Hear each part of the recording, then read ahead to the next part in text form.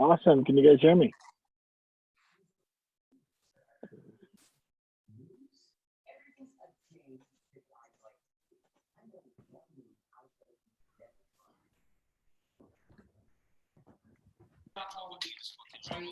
You sort of drop ball every single day. I actually think that's or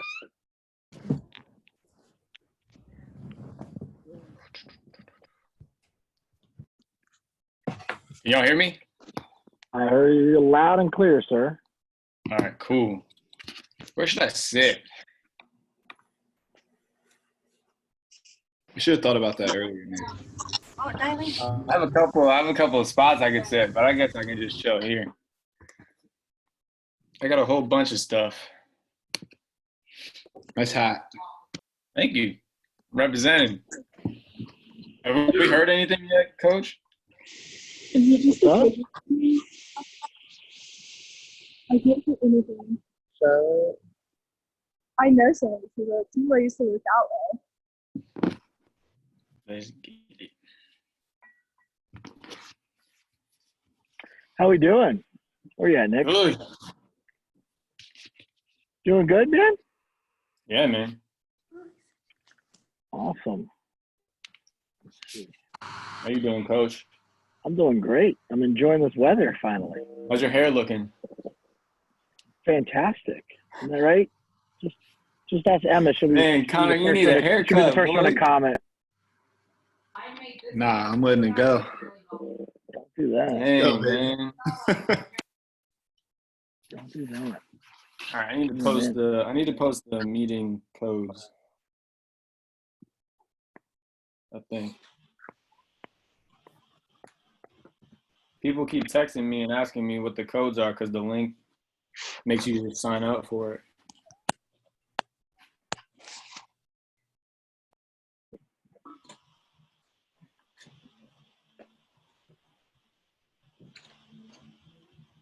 All right, I got it.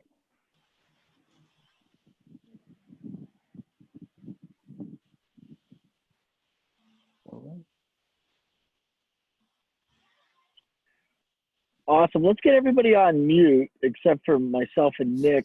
And then if you guys do want to jump in and ask a question, you're more than welcome to. I'd also appreciate if you guys could just turn your screens on and make sure the name that you have listed is just your first name. It'd be easier for everybody. I think that'd be like the first thing to do. You could do that just by clicking on your own name or with 3 dots and then changing that.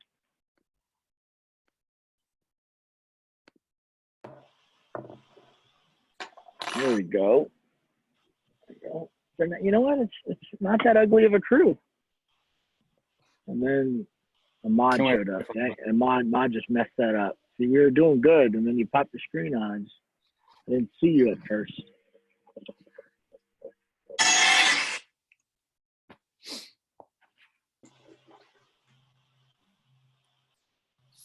Coach, you know you're happy to see me. I'm very happy to see you, man. What's going on, man? Awesome. Sweet. Well, let's get this started, man. Nick, you're the man of the hour. Let's really what I want to do is I think this is great, you know, for all the athletes to kind of see the experience that you're going through, right? Which I think is very important. You know, I think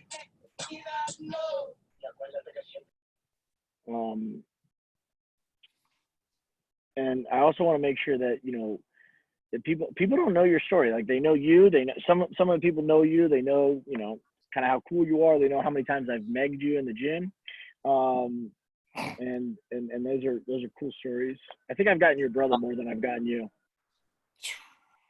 You ain't never got me, Coach. You never will. No shot. Connor can attest to that. I got plenty of eyes. Never. That's pretty accurate. But I think, you know, it's pretty cool. I want to start out like kind of where, like I'd start out with like, just like last year and where you like, you know, what you accomplished this year. I want to start with that, right? I mean, it's a heck of an honor. You got, you know, you were voted as, you know, United States Men's Player of the Year for the Paralympic team. And that's a heck of an honor. Like, start with that. Like, what was that award? How does that feel? And then what was it like to be a part of that team this season?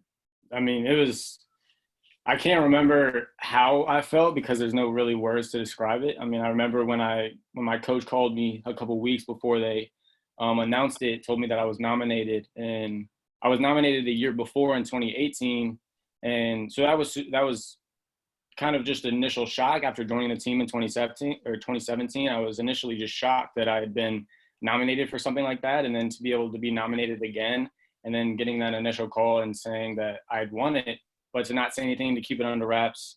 And then I immediately texted you and kind of just told the people closest to me that I'd won it. And it was just a general shock. Like kind of everything that I'd worked for my entire life, to be able to look up to these athletes that win those types of awards, and then to be able to kind of have myself be in that conversation was pretty crazy to realize.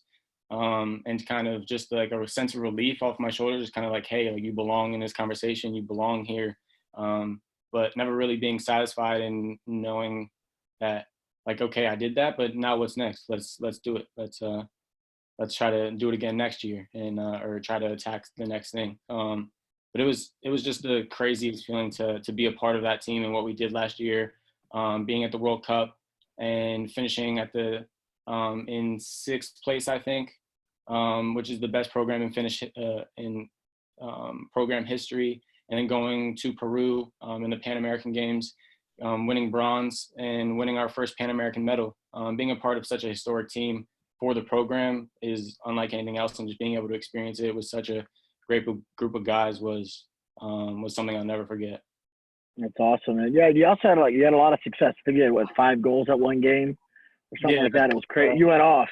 Yeah, my coach actually came to me beforehand, before the game, and because we had all watched the women. The women were playing in France with their World Cup, and they had just beaten Thailand 13-0, and Alex Morgan had scored 5 goals. So we kind of all had that in the back of our minds, and we were like, hey, like, we could realistically beat Finland 13-0, but we wanted to hit 14, we wanted to hit 15, and so we kind of had that agreement with each other, with the team, that we wanted to do that. And then before, in our team meeting, coach actually pulled me aside and said, I want you to score 5 goals in the first half. I want you to score 5 goals in 25 minutes. And I kind of looked at him and I was like, well, that's kind of crazy. But and then he's like, go ahead and do it. And I was like, all right. So went out and scored 5 goals in like 22 minutes. And then when he pulled me off, I didn't get to play the second half. So I did that in the first half, and he pulled me off. And I was kind of internally, I was frustrated because I want to get past that. But I knew that I'd scored 5 goals. Alex had scored 5 goals. And then we ended up winning 13-0, and just kind of having that tagline of the women scored 13, we scored 13, I scored 5, Alex scored 5, and then to have her tweet at me, and the president of US Soccer at the time to tweet at me, that was pretty cool.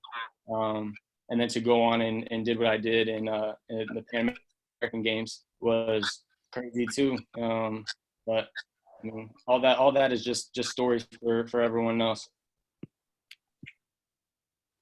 Yeah, it's awesome, man. I think now, like, circling back, I think a lot of people don't know your story and how you even got onto, the Paralympic national team. I mean, you have, honestly, you're a heck of an athlete. You have a lot of things going for you. There's a lot of things that you do. And then from an outside looking in, and also within your personality, they look at like player with a disability, and they don't know what that means. They don't know why. And I think that it's important for people to understand that, some things in life are out of your control, but what is in your control is, and it's why that you've had the success that you've had now. And I think that's super important. But I also want I want to kind of go back to the origin story and have people tell not only what happened, but also like, how'd you find out? It's a pretty unique story that I think the people need to hear. Yeah. Well, I mean, to begin with, it's kind of, I was diagnosed when I was 14. So for the first 14 years of my life, I didn't know what was wrong with me. I just knew that my left side was affected, and I knew that my left side was generally just different than my right. The biggest thing I always tell people is that if you were to hit your funny bone on either of your arms, like that tingling sensation you feel, that's what my left side feels like all the time. And it has ever since I was born. Ever since I can remember, I would always complain about my left side kind of feeling fuzzy or I couldn't move my fingers as fast as my right, or I couldn't hit the ball with my left foot as I could my right. And I never understood why. But growing up and being such a hyperactive kid, being faster than the other kids, and just kind of being so good naturally at sports than other kids growing up until I was kind of challenged physically, I never really complained and no one really ever noticed. It was until I was on the DC United Academy at the time and going on to represent Virginia in the ODP and playing for DC United, and kind of getting to that stature, because I always knew that I could play to the best level that I was kind of challenged with. I mean, my goal was to represent the national team, to play pro, and it still is. But I always knew that I was going to do it with or without my left side. And so growing up and knowing that there was something wrong, and always being told by people surrounding me, that my doctors, my coaches, that there was nothing wrong, because they generally just couldn't see anything enough to be like, oh, hey, yeah, he's right, there is something wrong. But they weren't dealing with the daily tasks that I was struggling with. And it wasn't until I woke up one morning, freshman year of high school, and had my seizure, and my mom actually saw it happen and called the ambulance, and they rushed me to the hospital. And after a day of tests and scans, they showed my MRI, and I had a dead spot on the right side of my brain. And they pulled me into the office and put my MRI up on the board, and my first neurologist looked at it, looked at me, my mom, and my dad, and was like, this is why he has complained his entire life. This is he's got a dead spot on the right side of his brain. And at the time, they didn't know what it was. They just knew that it was a dead spot from a stroke in utero, but I hadn't been diagnosed yet. And they kind of just told me, like, it was super dangerous. We don't know exactly what it is, so wait to hear what it is. And the first thing I asked, I looked at her, looked at my mom and my dad, and I looked at her and I said, when can I play soccer again? And she actually looked at me and said, I don't think you'll ever be able to play soccer again. Because they didn't know to what extent my injury was. And they didn't know if I was going to have another seizure, if I got hit in the head, if I was going to go unconscious, become brain dead, if there was internal bleeding, all those types of things. So we were referred to another neurologist, and she's the one that actually diagnosed me and actually said, like, there's no way that this could be what it is. This is cerebral palsy, and this is what it is because of this, and listed off a list of reasons. So it was generally just a kind of sense of relief of just kind of having all the dots connect my entire childhood, because I'd always known that there was something wrong. I always knew that there was something different about my left side than it was my left or my right, but I never really felt different, because I knew, regardless of what it was, regardless of the competition I was playing at, I knew I was better than the person next to me, and I knew I was going to beat them out regardless, just because I was willing to work that much harder than the person next to me. But after being diagnosed with cerebral palsy and kind of accepting it, I was just stubborn in the sense of I didn't want to believe it. I didn't want to kind of own up to it. And I was just, because of my own ego, my own stubbornness of me being a little kid and just not kind of accepting the word disability at a young age, I just kind of was just kind of taken back by it. And so I kept it a secret up until, so I just pushed through it and finally was able to go on and play Division I at Radford and be pretty successful there, and then find the national team. And it wasn't until 2017 when I joined the national team that I kind of accepted it and started to kind of understand it all and how my story could help other people and kind of be educate other people about the disability, about cerebral palsy, about the team, and about the Paralympics as a whole. Because up until 2017, I didn't even know what the Paralympics was. I mean, I had known, and whenever I speak to teams or to kids, I always ask, do you guys know about the Special Olympics, and you guys know about the Olympics? And everyone raises their hands, and I ask, does anybody know what the Paralympics are? And virtually nobody raises their hands. So it was just kind of crazy to kind of put all that into realization and tie it all together of not being able to accept it, accepting it, and now using it to kind of educate other people, and being completely okay with it and going on to be successful and hopefully achieve more things in the future. And I think there's a lot to be said there, because there's a lot of people that like look at their disabilities and then that's who they are. Like they identify with it. And in your situation, you've kind of done the opposite. You basically, early on, you basically denied it, right? You don't want to accept it and you want to move on. But you've also, since you've accepted it, you've also accepted the opportunity that comes with it. Yeah. And the opportunity that comes with it is to represent a bigger purpose than what you are. I think you've done that tremendously. So not only not only to the community, to the country, as far as wearing that logo, which is a really big deal, but also for yourself. And I think, knowing that you belong, whether it be at the Division I level when people said you couldn't, knowing that you belong at a national team level when people said you couldn't. I think a lot of that is just you committing to something that you want to accomplish and not taking no for an answer. Mm-hmm. Yeah, I mean, and the funniest thing, and one of the things that I always tell is I failed the recorder in elementary school. The little plastic flute that you always had to play in elementary school, I actually failed it. I was the only kid in the school to fail the recorder, because I couldn't feel the hold with my left hand. They would give us the recorder and we had to play at least like 2 or 3 songs to pass. And I could play one song because there was one song I could play with my right hand, and I played the hell out of that song. It was my favorite song. And then when I had to play with both my hands, I couldn't. I remember my teacher pulling me aside and saying, hey, like, there's no kids to impress. There's nobody, because I was always a class clown in school. And I remember pressing so hard. You're still the class clown. I just want you to know that. Yeah, of course, I'll always be that. But that'll never change. But I remember her pulling me aside and being like, hey, I need you to play this so I can pass you. This isn't funny. And I looked at her straight in the face, and I remember pressing so hard down on the recorder to where I had the indents on my fingers. And I said, you see that, but I can't feel it, and I don't know why. And so she never really understood that. She took me to the principal's office. I remember them thinking that I was joking and like threatening to suspend me for it. And she just ultimately failed me for the recorder because I couldn't play it. But it's things like that I just kind of understood that I was unable to do. And then I was like, I focused that kind of negativity to soccer and to sports, and just saying, okay, like I can't do that, but what else can I do? You know, like I wasn't going to let that affect anything else.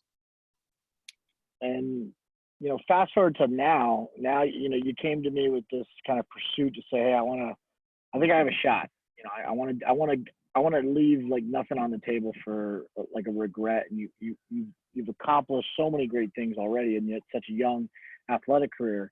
And now you're trying to accomplish something that, you know, I personally don't think anything it's ever been done before. You know, it hasn't that I know of yet, and I've been in this space for a while.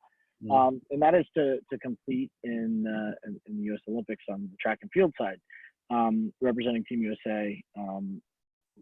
How did that come about?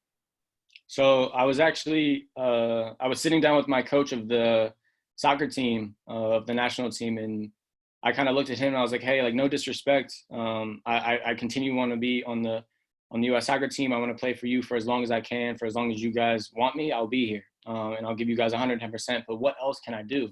Because like you said, I didn't want to leave anything on the table. And we sat down on the computer and looked at all the other sports I was eligible to play, and track and field stood out. And so that was always in the back of my mind. And it wasn't until I was at the Pan American Games in Peru, I met the track coach, and we sat down and had a conversation. And I was just real with him. He sat me down and said, okay, I've had some athletes come to me and say, hey, I want to be a dual athlete. I want to do this and this. And I kind of cut him off, and I was like, look, like I think I can. I want to do this. And they actually reached out when I got back from Peru. They reached out. The director called me and started to recruit me and was like, hey, like I want you to go do this, and I want you to go run some time trials. And so I went down to UVA and ran a couple time trials and ran pretty well.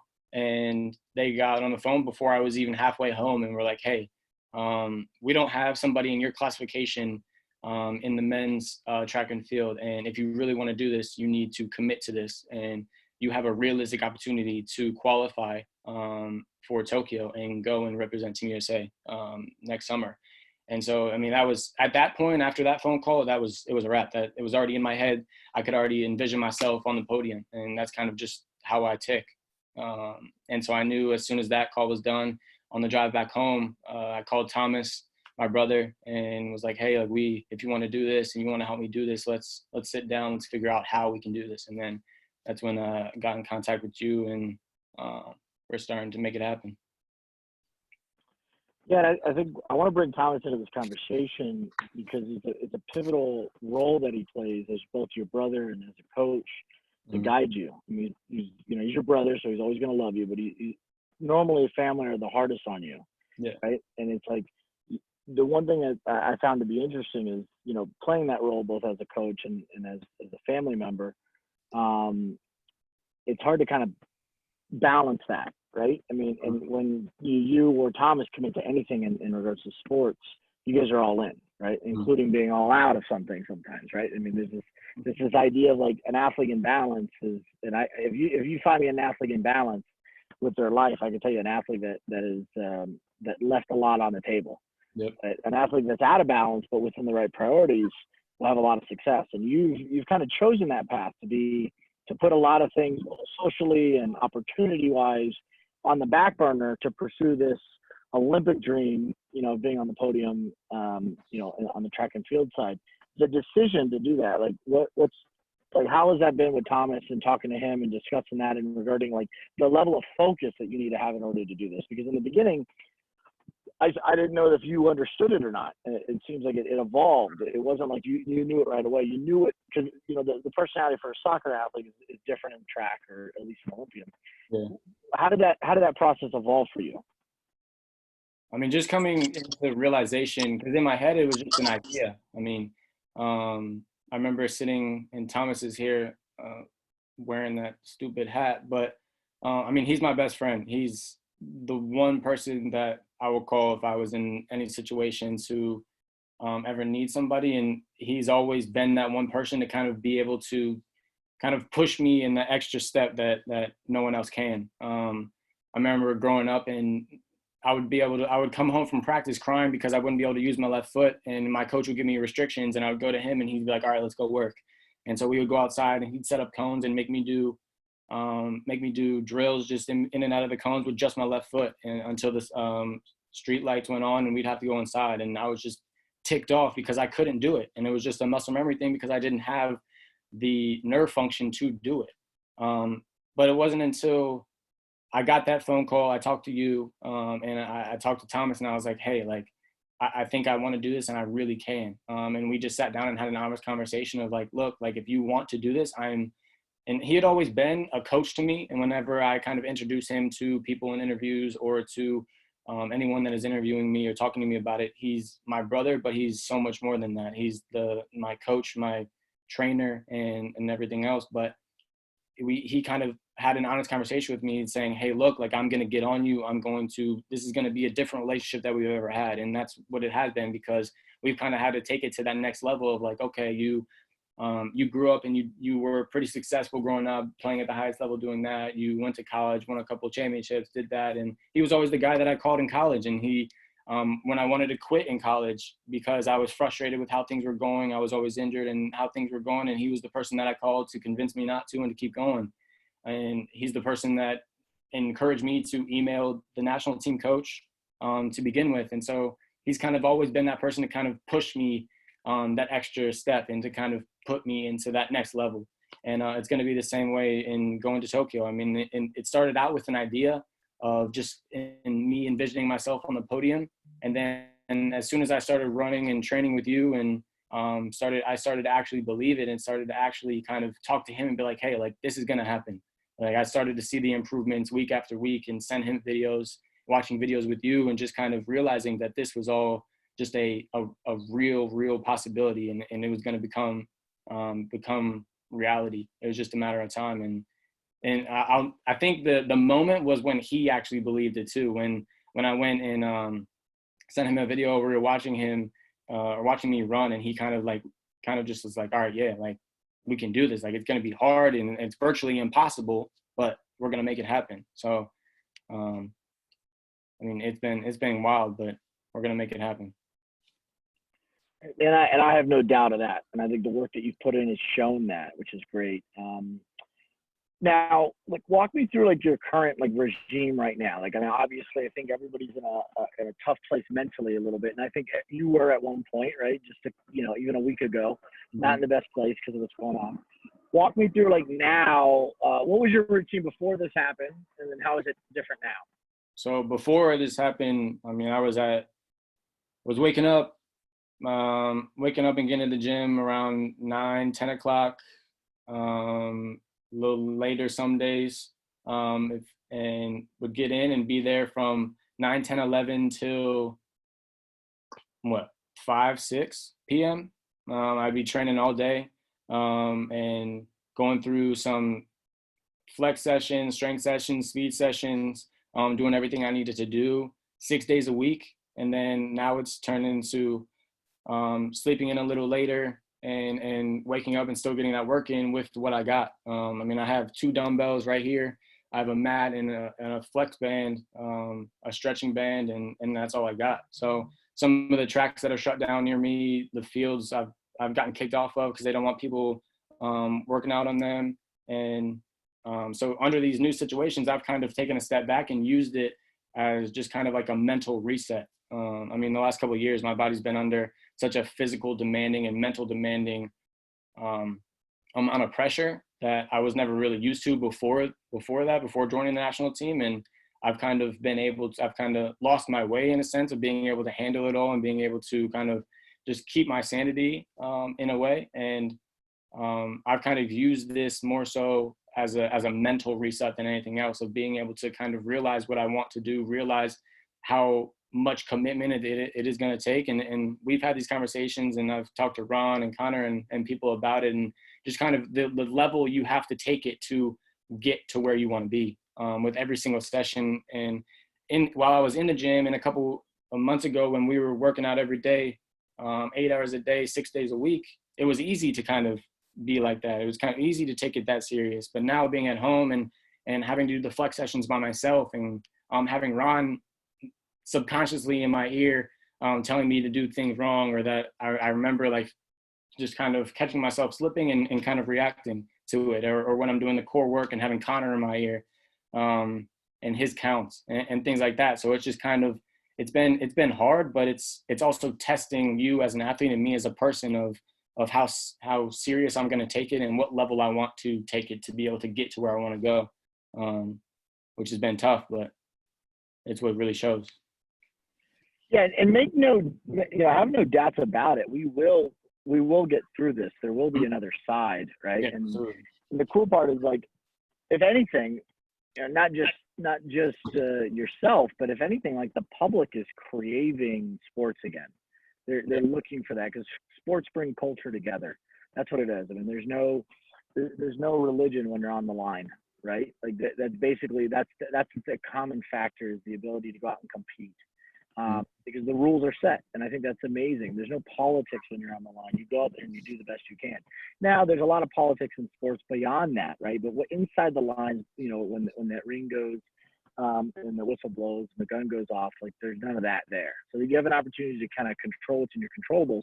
And if you use this time now, which is what you're doing, but also to all the athletes, just like from what I hear from you, is you use this time now to, like, find yourself. It's going to be easier when you get back, right? Because we'll appreciate maybe the luxuries of what we had, right? But now this should be a time to have some self-development and a level of awareness more than ever before. So I think that's critical. The other thing is, like, I laugh because, like, when I think about, like, the development, I remember, like, that first couple weeks, I'm like, oh my God, like, I'm not good at the basics like this. Like, I'm like, I want to see, like, give me something to work with. I want to see something to work with first. Like, don't tell me this is what you're going to run. But I remember you first getting in the blocks and your hand being, like, flat with, like, a duck's foot on the ground and, like, no arc at all. And I'm like, you got to hold yourself up. And you're like, I can't. So I'm like, oh, if we got finger strength problems, we're probably going to have some leg problems and everything else. If your fingers aren't strong enough to do that job, we have an issue. And I remember literally looking at Harrison and being like, all right, Harrison, like, you got him for a month until he can literally get in the right block stance. Because if not, I can't do anything. And I remember, like, even just look at Harrison's face when you had trouble getting out of the blocks and holding that position from a pure, like, so guys, like, everybody on the science side, like, your grip and your hands are primarily neurological. Like, it's more to do with your brain than it actually is to do.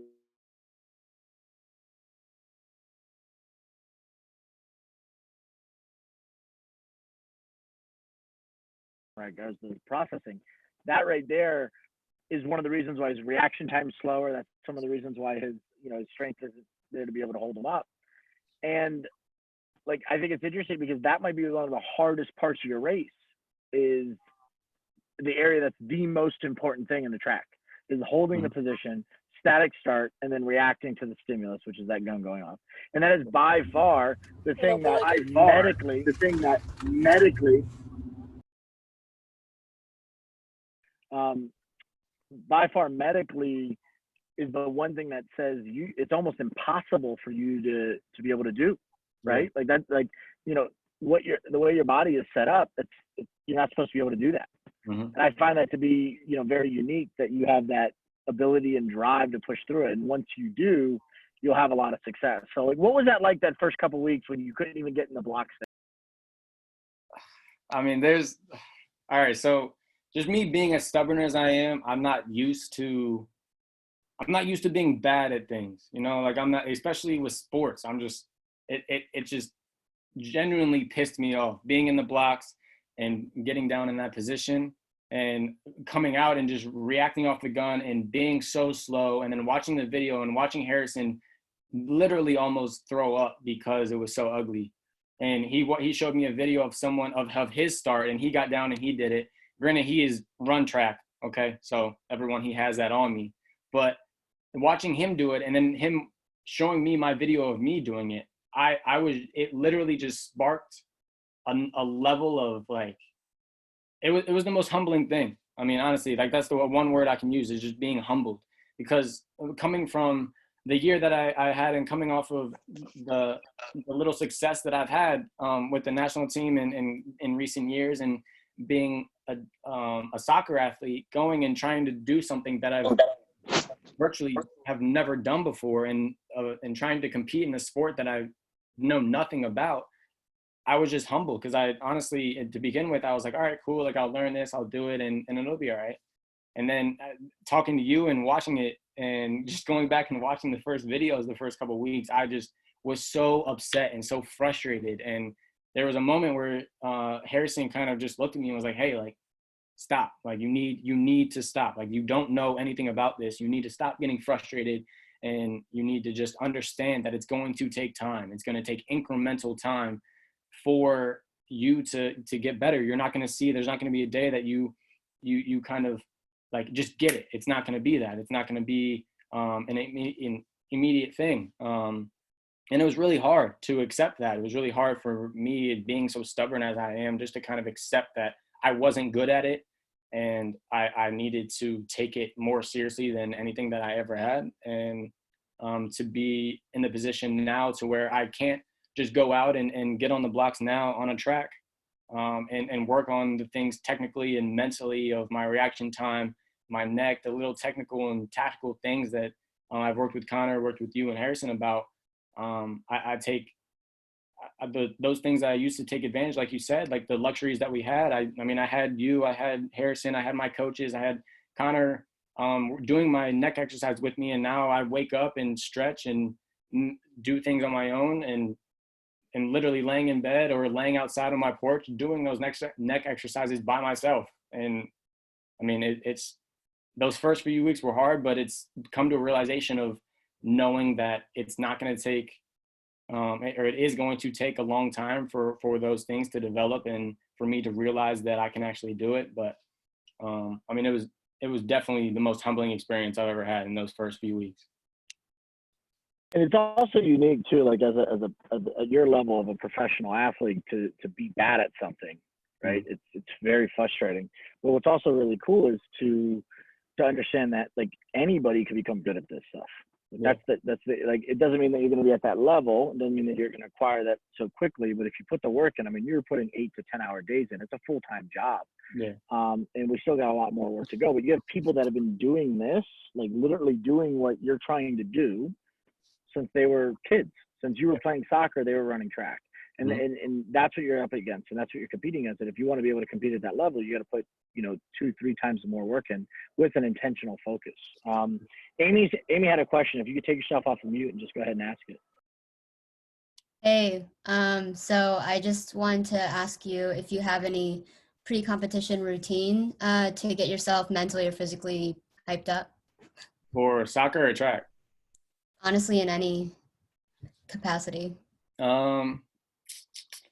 I don't really have any superstitions. The only thing, growing up, I used to always watch Ronaldinho and Thierry Henry highlight videos on YouTube. I remember in high school, before every single game on the bus, I would watch the same video, and then I would go and just try to play just like them. And I mean, I remember when I was in Spain during the World Cup, before playing Iran, who was ranked 3rd in the country, just a couple hours before the game, I was sitting in my room, in my bed, and just on YouTube and just research those highlights. And that was kind of my pregame ritual growing up. And it's just like, it was such at a high pressure, high emotional time for me that I was like, didn't really know what to do. And I kind of just felt comfortable in the moment. And I was like, all right, well, what else can I do? And I just watched those highlights, and it's because that's what I wanted to do. I just wanted to play just like them and go out and have fun, But other than that, before I play, every time I step on the field, I kiss my wrists. I kiss my left twice for my mom's dad, my grandpa, and then I kiss my portrait of my grandma on my right forearm.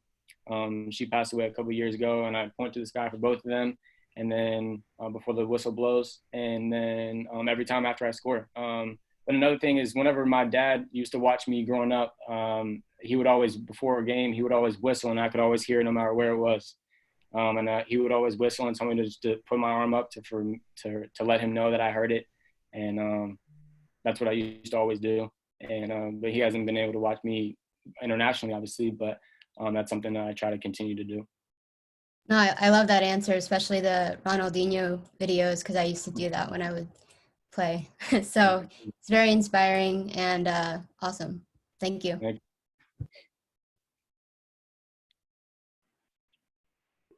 In regards to that, how much has family played a role in your progress and success throughout your career, Nick? I mean, I wouldn't be where I am today without them, as cliche as it sounds. I mean, my mom, my dad, and my brother were pretty much the staple of my success in my life growing up. And I used to always say that they kind of didn't believe that I had what I was going through, or they didn't believe that something was wrong, but that really isn't the case. They always just kind of didn't see it, like they didn't notice anything necessarily wrong. It's not that they didn't believe it, but they kind of just treated me like they saw me, and in their eyes I was normal, and in my eyes I was normal. I just knew that there was something wrong. So they just pushed me. And I mean, growing up, I always knew that I wanted to play soccer professionally. I knew I always wanted to be a professional athlete. I wrote that on every single school assignment. And I remember my teachers, my coaches kind of laughing that off and being like, hey, like, that's not going to happen. Like, you need to choose something real. And I mean, my family's always been the ones to believe that I could actually do that. And now I'm in a position to play the sport that I love, and to now get to travel the world and get paid for it is amazing. And I'm blessed to be in the position that I am. And without my family, I definitely wouldn't be here. So it's, if anything, it's all credit to them. That's awesome. Connor, you had a question. Why don't you take yourself off mute and jump in? Yeah, buddy. Hey, Nick. What's been the biggest challenge mentally of trying to succeed at the highest level of track as opposed to the sport that you grew up playing? I think the biggest challenge is just accepting that it's not going to come easy. Because like I said, like I grew up playing soccer. I played it every single day. I touched the ball every single day. I try to do something every single day for mine up until when I started training my entire life. So it became second nature, and I was just something that I was good at, something I was better than other people at, and it was my life. And now going to try to train for track and field and compete in a sport that I know nothing about, it was just frustrating. But it's been humbling. It's just kind of accepting that I wasn't good at it and sort of surrendering myself and my ego to being open to learning it all, and kind of just like just the basics of my running mechanics of like Coach said, like my finger position and my wrist strength, and what you get on me all the time about my neck and when I run. And I mean, I look so ugly when I run, but I'm working at it. And it's just things like that, being able to take constructive criticism and know that everybody in your life that you surround yourself with wants you to become better, and nothing that they say is to hurt your feelings or to harm you in any way. It's to make you a better person, make you a better athlete. And I mean, it's just accepting all of that and being able to accept all of that and use it as fuel to make yourself better every day. Yeah, it's something that you've done a great job in, is just embracing the criticism to become better, because like our job is not to point out what you're doing good. You know, our job Yeah. is, you know, to keep that going and make that one of your greatest assets. But our job is to actually make sure that what we see in practice and in training doesn't ever be uncovered in a vulnerable way during competition. That's the Mhm. key. And I think that you've embraced that conversation with criticism about yourself, because it seems like you've always used that as kind of fuel, and now you're using it in a way that's saying, okay, I need to fix this, right? Like, and you try to just accelerate that process, and I think you've done a great job of that. Walk me through what's your routine like now? Like, what's your breakfast routine? What's food? How's food, nutrition playing a role right now in just your training and recovery? It's not the food and nutrition hasn't really varied. Usually get up and try to eat. And then I'll just like lay in my bed and stretch for 30 minutes to an hour, and do my neck exercises, do some stuff in my bed, in my room, and just kind of take some time to myself, turn off, like put my phone down and just take some time to myself and kind of just zone out for a little bit and do what I need to do. And then I usually have like a protein shake, something that I make myself, and then hit the workout, do the core stuff, do the warm up and the core stuff that is programmed for that day, and then eat again. I usually just try to get in. Thomas actually taught me how to make these sort of Chipotle bowls at home, and I just take some rice, some chicken and some veggies, and just throw it all in a bowl. It doesn't have to be pretty, and eat that for lunch and dinner. And the nutrition side hasn't really changed. I mean, I have lucky enough to be sponsored by USANA, who has given me all these vitamins to stay up with, and I've never felt better as an athlete and as a person physically than I have now, being under them and having them support me and have their vitamins. I feel really, really good now. But it's just kind of being able to take and not let your routine differ now that we're under these circumstances and don't have the luxuries like having the Sport and Speed Institute and having the coaches there and having people there to give you food or to ask if you ate. You kind of have to be on your own agenda and on your own. But at the time, staying on routine. So it's been tough, but I've tried to keep it as much as my routine before all of this has happened as possible. Absolutely. Harrison had a question, if you don't mind coming off of mute. Yeah, what's up, Harrison? How you doing, man? So I mean, we've talked a little bit about like your transition between soccer and track, and obviously, like, you know, mentally it's the frustration. Physically, you know, it's just a different sport. Diving deeper into that frustration, what was the ways that you kind of like got over that? Like, obviously, you know, track's a completely new sport for you. You played soccer your whole life. Like, you know, soccer is going to come easy, track's going to come hard. Mentally, can you dive deeper into, in a sense, how you had either accept it or get over it, that frustration?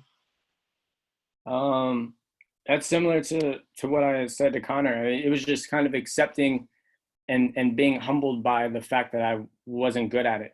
It wasn't really the biggest physical and mental challenges is just it's completely, you couldn't be any further in a sport than soccer and track. I mean, being able to run for 90 minutes at a certain pace and then going on track and field and training for a sprint event, being able to exhaust your body in 100 meters, it's incomparable. So that's been the biggest challenge, is just kind of being able to hone myself in what I used to try to do in 90 or 60 minutes in 100 meters to 200 meters of one race, and hopefully what is 11 seconds, 22, 23 seconds. What I'm trying to aim for is tough, but I haven't really kind of tried to do anything differently. It's just kind of all, and more so, and I haven't tried to do anything differently physically. It's just more so mentally, of being able to accept that I'm now trying to transition myself from a soccer athlete to a track athlete, and it's a different complete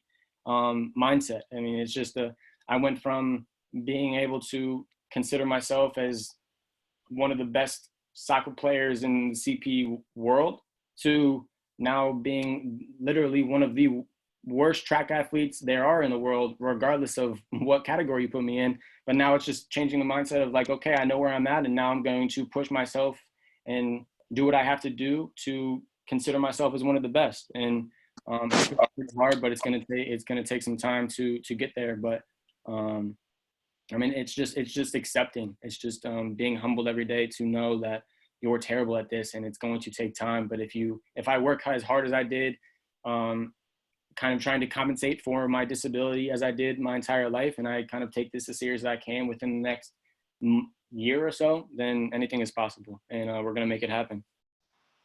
Definitely. Matt, why don't you go ahead and ask your question? Hey Nick, how's it going? I was wondering how you would compare being a walk-on at Radford to kind of switching gears and going into track. Did that experience help you with that transition at all? That's a good question, Matt. It has. It's just a sense of I kind of just have a chip on my shoulder. I'm going into Radford. The way that I went into Radford, before I had committed there, I was talking to the coaches there, and they were talking about offering a partial scholarship and going to Radford and playing there. And then I unfortunately broke my collarbone, and I didn't tell them about it because I knew what they were going to do, and I kept it a secret. And then actually another recruit told them that I had broken my collarbone, and I remember getting a call from my coach and him asking me if I broke my collarbone, and I said no. And he said, I know you did. So did you break your collarbone? And I said, yeah. And he said, well, then you're going to have to be considered a walk-on at Radford. And so that was kind of just kind of like a hit. And I kind of feel that same kind of gut punch as I do as me looking at the first video of me running track. It's that same mindset. And that's kind of how I look at it.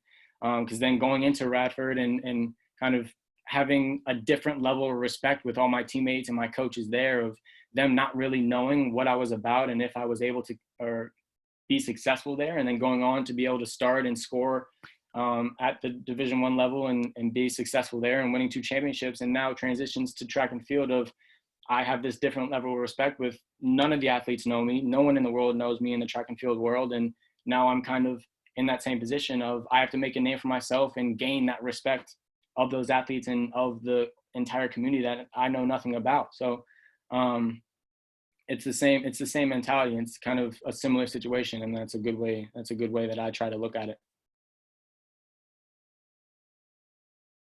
Ron, if you could just unmute yourself. What up, Nick? How you doing, buddy? How's it going, Ron? Good, man. Hey, so my question is kind of along the same lines. I think I'm sure there's been a lot of challenges in the change between soccer and track. But what has transferred? You know, like what have you taken from your experience in your career in soccer? And what's been a benefit to you moving on and now training in track? I mean, I've had a lot of the same physical attributes obviously transfer, but I think the biggest piece is just the mental note of knowing that I'm capable of being able to do it, and knowing that that I'm willing to put in more work than the athlete next to me to be the successful athlete that I want to be. I mean, it's going to take, like Coach said, 3 to 4 times more of the work than I had put in before, trying to train and compete in a sport that I know nothing about. But it's the same situation was when I got to Radford. I was nothing. Like I didn't have anything when I got into Radford. I was considered a walk-on, and none of my athletes really, or none of my teammates really knew what I was about, or kind of knew the player that I was, knew who I was. And it was sort of the same situation now going into the track of being a nobody and knowing that I can and will prove myself. So it's similar in that sense. But it's just kind of everything mental I've kind of tried to transfer it and relate it to it. So I'm sure when I go to track competitions and I go to my first international competition or anything like that, it's all the nerves will kind of wash away as soon as I step up to the blocks. And when I hear that gun go off, it's just going to be like when the whistle blows off and when I'm playing soccer. That's awesome. So through your career, you've had a lot of really cool moments. What's the coolest city that you've been able to go to and explore? Because you've been able to travel all around the world at such a young age. I'm curious to see like what's been your favorite place and what'd you like about it? I don't necessarily have, that's a good question. I've never really been able to pinpoint a favorite. Buenos Aires, Argentina was probably the most beautiful I've been to, architecture related, and just I was able to literally stand outside their version of the White House. They didn't really have any security, and you can virtually walk up to the front door and knock on it. So that was pretty cool. But anytime I go to a different city, I try to immerse myself completely in their culture and just kind of figure out what they're all about, and try to sneak off from the group as much as I can, and with some of the other guys on the team, and just experience their culture, whether it be in Santiago, Chile, up in the mountain, hiking up in the mountains with the alpacas, to Sevilla, which is probably, if I had to choose, it'd probably be Sevilla in Spain. We were able to go and visit one of the castles that they shot Game of Thrones, and I'm a big Game of Thrones guy, so being able to get that tour and see that was pretty cool. So that's probably my favorite. What character are you? What character am I? Bran.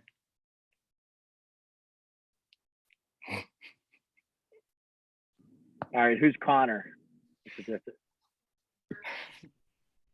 Who's Connor? Who's the big dude? Who's the He's Hodor. No, he's not Hodor. He's not Hodor. Don't do him like that. Who's the big dude with the ugly face?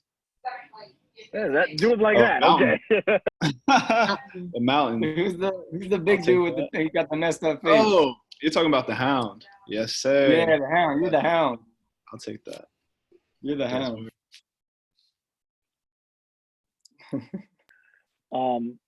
Favorite actual moment in sports so far? What has that been, like, actively, like, playing during the actual game, and the experience that you had? What's been your favorite moment? Probably scoring the game-winning goal in the last minute versus Iran. They were ranked 3 in the world at the time, and we got put in the group of death in the World Cup last summer. And our first game was versus them, and we knew that we had to win. And they went up 2-0 to be but I think it was, they went up 2-0 at the first half. So going into the second half, we kind of were on our heels, and it was really frustrating. And I was able to score one, and we got up to 2-1, and then we scored a second one. And it was just kind of a back and forth battle. And then going into the last minute, I kind of had a run along the right side and ran the whole length of the field, and was able to score in the last dying seconds of the game, and to put ourselves in the top of the group. And fortunately, we went on to win the group for the first time in program history. So that moment, and having the guys come and celebrate, and having that final whistle blow, was probably my favorite moment for sure. That's awesome. Any other questions from the group, the athletes?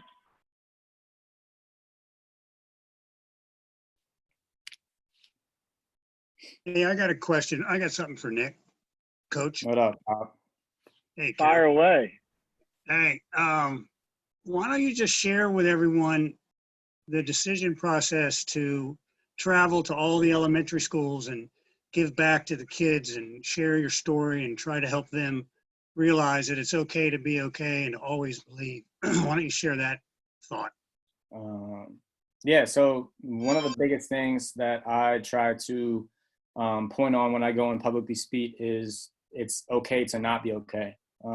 That's kind of the biggest thing. After I had my seizure in 2010, for the past 10 years, I've had to take medicine every single day. And it was, at the beginning, it was very hard, and I was in a really rough, dark place in my life after I had my seizure. I actually was on the DC United Academy at the time, and I had to work my way up to even be given a chance to play for them. And the weekend before I had my seizure, my coach pulled me aside and said, "Hey, we're going to let you start these 2 games, and we're going to see how you do. And then we'll talk on Monday, regardless of how well or bad you do, we'll have a discussion." And I went on to play the 2 best games of my youth career, scored 2 goals. And on Monday, the coach told me I won the starting job. That was on that Monday. And then that following Thursday, 3 days later, I had my seizure and lost everything. So to be put on cloud 9, and then to have everything taken away, being told I wasn't never going to be able to play soccer again, and kind of just hitting rock bottom and having my entire life flip upside down in the span of a week, was the worst thing that's happened to me in my life. And so realizing that at such a young age, I kind of just held on it and kept it a secret for as long as I could. And then after the Big South with Radford, they did a story on me in 2017 after joining the national team. And after I kind of realized everything and realized that I could use my story to positively influence kids, to positively influence other people, was the biggest thing for me. I started to get flooded with positive feedback of kids that had watched my highlights, and I was the reason why they decided not to give up, or decided to play soccer again, or decided to try out for their basketball team, or decided to try out for a school team, or stick up to people because I was the person that gave them a voice, and I was their motivation. And that changed my life. I mean, being able to go from school to school, to team, and kind of visit these kids and talk to people and know that I'm making a positive impact with my story is a better feeling than winning player of the year, than scoring 5 goals or winning or scoring a last minute goal. It's defined something different for me. And it's something that I hold close to my heart, and something I hopefully can try to turn into a career of mine. I mean, it changed my life. And so I started off just like them, of trying to keep it a secret and just kind of letting it defeat me in a sense after I had my seizure. And now I'm trying to use it and educate people of the Paralympics, for one, because no one really knows what it's about, or whether it's cerebral palsy, because no one really knows what that is, or just disability in general. I mean, I'm tagged as having a disability and tagged as being disabled. And for the longest time, I was uncomfortable, and I didn't want to be labeled as that, or didn't want to accept it. And so actually accepting it and kind of being okay with it, and letting everyone else know that it's okay to not be okay. It's okay to accept things that nobody's perfect, that it's going to get better. Like the time that we're going through right now, it's okay to not be okay, and just to know that it's going to get better at some point is the biggest message. So that specifically speaking to kids has changed my life, and it's super fun to do. Yeah, when you look at stuff like that, you are, and this is coming from me to you and to everybody listening to this, you are not your label. You are how you decided to define yourself. Mm-hmm. And the one thing I could tell you by being around you, whether it be coaching you or even just watching you work, your work ethic it far exceeds your talent, right? And you have that ability now with your talent and with your work ethic and your intention around your every action that you have has created this opportunity for you to go on and compete at such a high level and have such success. But it's it's the mental fortitude to push through the pain of like learning and acquiring a new skill, which is a lot harder for you than it is for maybe what someone would consider an able body, right? Mm-hmm. But what I think that you have is that has now made you stronger as an athlete, because it's your mind, right? It's your ability to be in tap to that, and then use your emotion or frustration to like drive you even further down this process than it was without it. So for an athlete that's listening to this, I've watched you literally take an athlete and a kid that has no confidence. It's a 13, 14-year-old, soccer player, have no confidence with the ball within 15 minutes of just talking to you. And it has nothing to do with your status. And I understand, like, I get it. You wear a U.S. men's logo, you're player of the year. Like that holds a lot of weight for kids. But just the way that you can kind of humble yourself, get down to their level, eye level, talk to them is way beyond your years. And there's a skill there that you possess because you genuinely care because you were once there. Like you have a lot of empathy because you know what that's like. And you've held it in. I wonder, like, if you had to give yourself advice instead of holding it in, what did you need to be told? If I could, if I were to give myself advice, it would just be listen to the people around me, listen to my mom and listen to my dad and listen to, I never wanted to admit Thomas was right ever. And it sucks even to this day to kind of just swallow it and just be like, look at him and be like, all right, you're right. Like, I get it. But if I could give myself advice, it's just to not be so hard on myself and to kind of just listen and not be so stubborn. But if I were to, because it's easy for kids to argue with their parents, to think that they know everything, to just be stubborn. And it's the hardest thing to kind of accept it. Even now it's hard for anyone to accept when they're wrong or when they're not good at something. But to be able to tell myself that when I was younger, I wouldn't be in the position that I am today. So I don't know. I don't know if there's any advice that I would have given myself, because if I have a very unique path, and I kind of am, to a certain extent, proud of what I was able to get out of myself growing up, because I was never satisfied with anything. I was never just kind of pleased with what I was doing. I always kind of did something and then looked at somebody else and said, okay, well, they're doing that though. I need to do that. You know, like I saw Thomas growing up when I was playing with the kids I was, and I was like, okay, but I want to play with Thomas. I want to beat him. I want to beat his teammates. And I would try to train with them and play them and would get knocked on my butt, you know? So I don't know if there would be a piece of advice, but I mean, because I wouldn't be the man I am today without my family pushing me the way they did, and me pushing myself the way I did. I mean, I've just been kind of relentless in a sense of never being satisfied and always wanting more. So I don't know, but that's a good question. Absolutely. Yeah, something I've learned a lot through this process, because I think it's always interesting to hear athletes kind of come back to, even, you know, you're young in your athletic process, but we deal with a lot of athletes that are sometimes older, that you're coming into your first Olympic cycle. And I deal with some athletes that are, you know, at the end of their careers, had, you know, 2, 3, you know, some 4 Olympic cycles. And, you know, they're a little bit older when they go back and they look at it, but it always comes back to their parents. It always comes back to, you know, the people around them. And I think that one of the things that I've learned in my own experience in working with athletes, but also myself, is they want you, your parents and the people that are closest to you, want you to have the most success possible, right? They want you to be happy and they want you to be healthy, right? And you find that through your level of independency, but through that independency, you unfortunately go down speed bumps that you could have been taken away if you would have just listened to them, right? So like, yeah, it would have been an easier road, but you wouldn't have learned the lesson. So we don't know if you would have been accelerating faster when you hit that next speed bump. So part of this process is you learning it. The other thing is, like, they want you to be at some level content. They want you to be happy. And I always told my mom, I was like, I'm never content with where I am. Yeah, Even exactly. to say, but I am content with the path that I'm on. Yeah. Because the path has allowed me the opportunity to see things along the way. You know, I would love to go back. Personally, I would love to go back to do 1,000 things different, you know, but not if it were for losing the experiences and the relationships I built along the way. Like if I could go back and it have both paths at the same time, I would obviously do things differently. I would do things differently with just coaching you and working with everybody.